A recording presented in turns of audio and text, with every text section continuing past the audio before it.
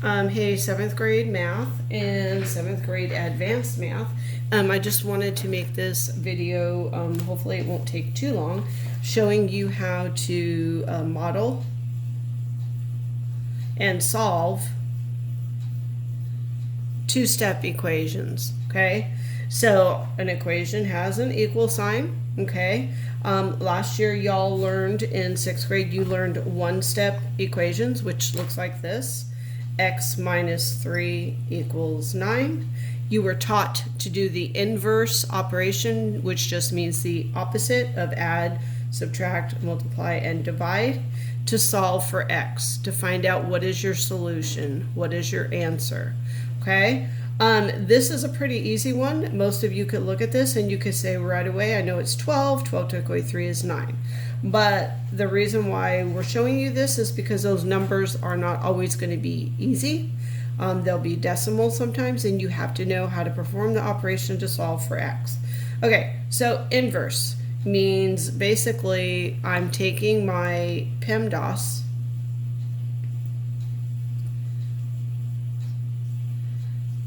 which goes in this order from left to right, but now I'm going backwards because I'm trying to undo this equation and solve for X. So you're going to be looking at your adding and subtracting and your multiplying and dividing. Adding and subtracting always gets done first, and multiply and divide gets done second, okay? So that won't really apply so much in this one, but it will in the next problem I show you.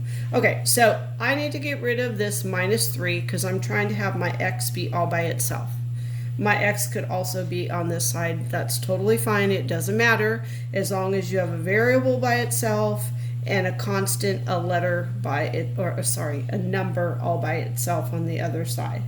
A variable also does not have to be X. It could be N, it could be T, it could be S, it could be R. It could be any letter of the alphabet as long as it's a lowercase letter. We don't want to use uppercase because some of those letters are already symbols for other things, such as a capital V stands for volume, a capital B stands for area of the base, a capital A stands for area. So that's why we don't want to use the capitals, okay? All right, so here we go. In order to get this X by itself, I have to get rid of this negative 3, this minus 3, this subtract 3. The opposite, the inverse, is add 3.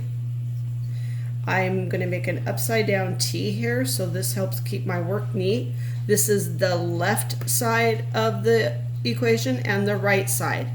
On this side, I want my variable.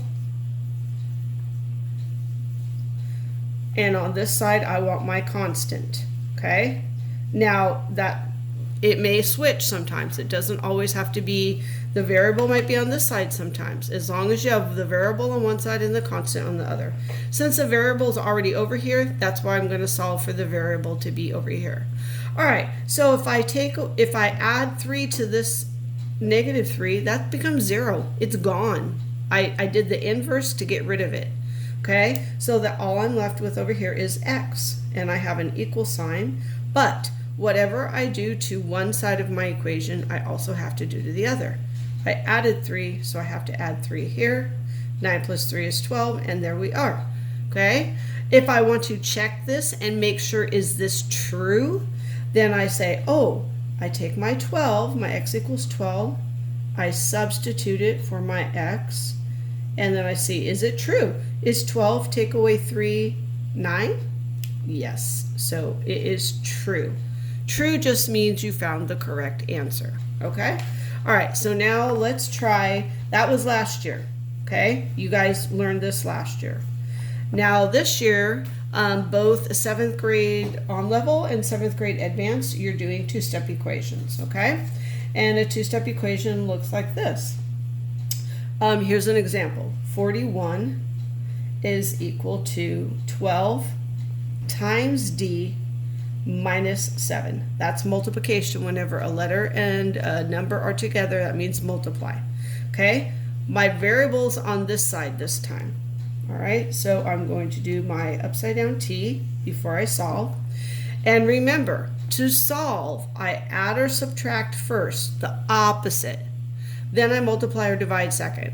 So over here on my variable side, I want to get that variable by itself. Over here, I want to have my constant by itself. And I'm going to have an equal sign here, okay? So subtract 7 minus 7, negative 7, it's all the same thing. And then I have 12 times d. Well, according to doing the inverse, the opposite, I have to add and subtract first. So I got to get rid of this subtract 7 by adding 7. Whatever I do on this side of the equal sign, I come over here and I do the same thing. So I'm going to add 7 over here. Okay, so now let's see. When I have a negative 7 and a positive 7, it's 0. I got rid of it by doing the inverse. So all that I have left here is my 12 times d. Okay, we're almost there. Okay, then I do 41 plus 7 is 48. That was my first step. Now to do my second step, I have to try to undo what's happening to my variable, my d. My d is being multiplied by 12. The opposite of multiply by 12 is divide by 12. See, I'm doing that second. So if I divide this by 12 and I divide this by 12,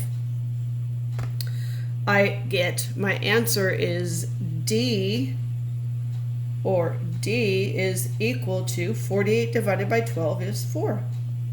Okay? Then if I want to check it and see, is this true? Okay, did I do this correctly? It says d equals 4. I come up here and I take my d and I substitute it with the 4. And I perform the math operation and see, is it right? 12 times 4 is 48. 48 take away 7 is 41.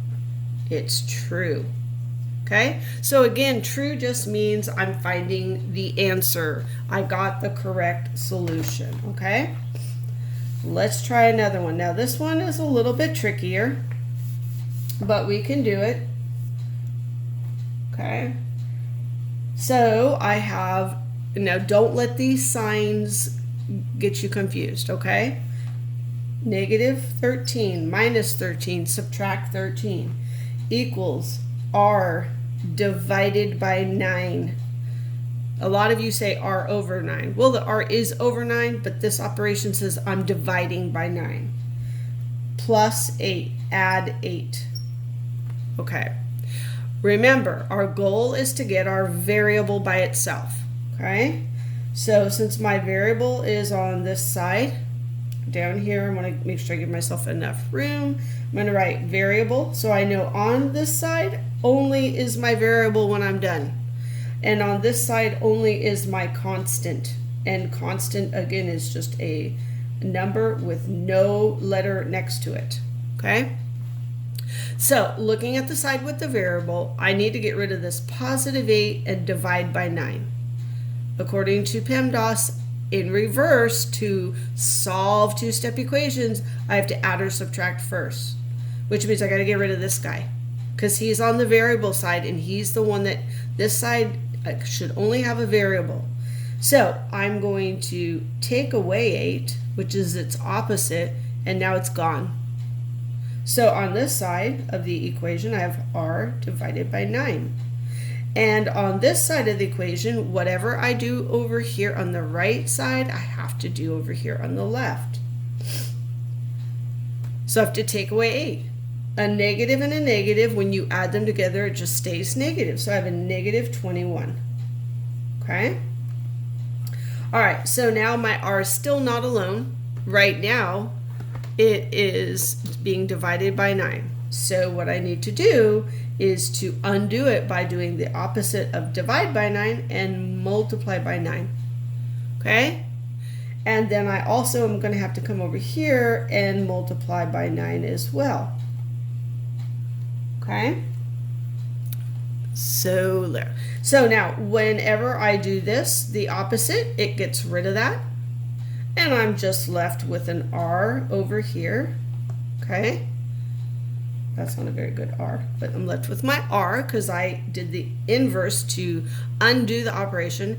And then over here, I just multiply because that means multiply. A negative times a positive is a negative. 21 times 9 is 189. Okay? And that is how you would solve that. Okay, so here is your video on how to solve two-step equations. Please use it. Watch it over again if you need to. I am going to make a second video for my on-level students showing you some models and how to solve with the models.